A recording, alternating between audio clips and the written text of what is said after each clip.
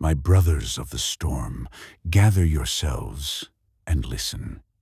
Here is a brutal truth and the unconventional structure that rises in response. Some men become who they were meant to be only after their world burns. Not because collapse is noble, because collapse removes hiding places. Most men spend their lives preparing for a world that never fully existed or never will. Stability, fairness, recognition, love as guarantee, a future borrowed on external narrative. Then something breaks. A body, a belief, a relationship, an illusion that was doing more work than the man himself. At that moment, the split happens. They collapse, or they arrive. Not arrive at confidence. Not arrive at dominance. Arrive at necessity. This is not transformation through inspiration. This is identity revealed after options die. No applause.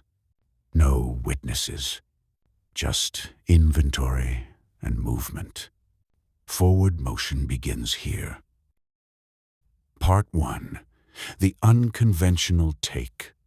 Forward motion requires courage. Not as a trait. Not as a mood. Not as a reservoir.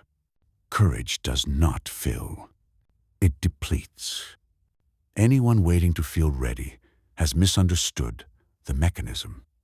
Courage activates precisely when certainty is gone, when resources feel insufficient, when confidence has thinned to a wire.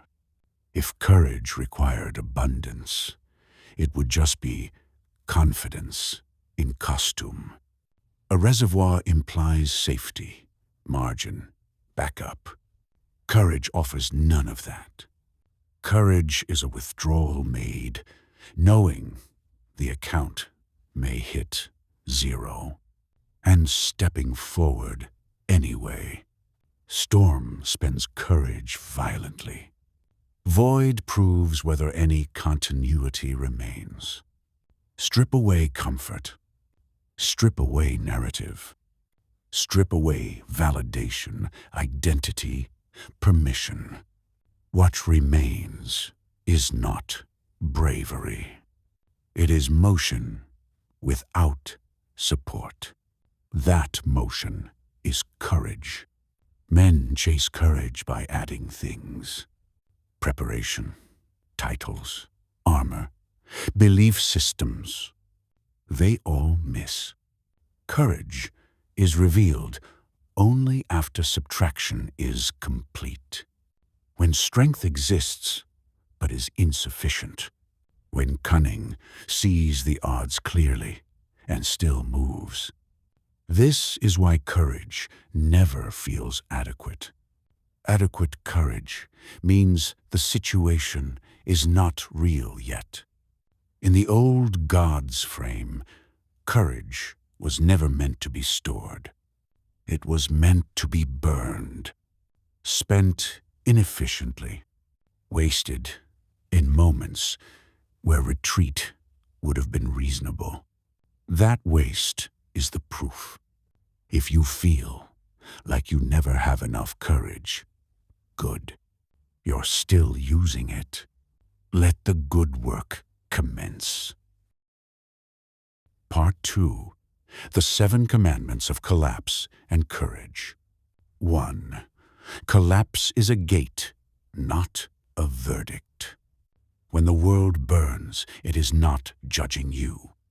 It is removing false exits. Treat collapse as entry, not punishment. 2.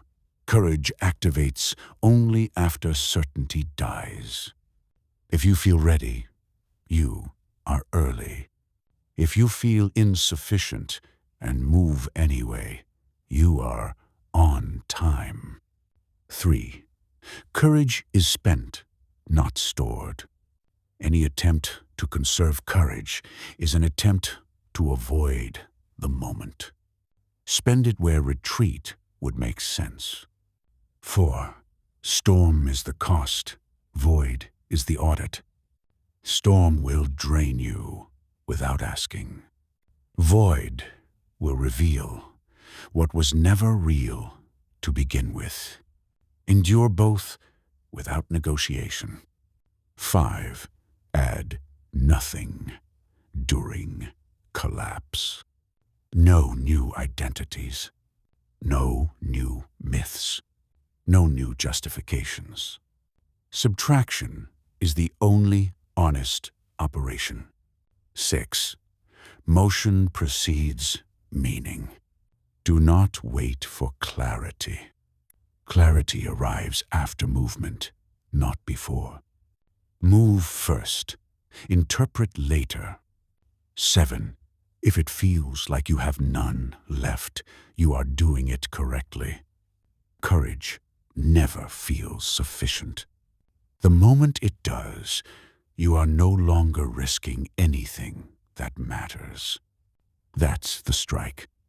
No comfort, no romance. Just a manual for what remains standing after the fire.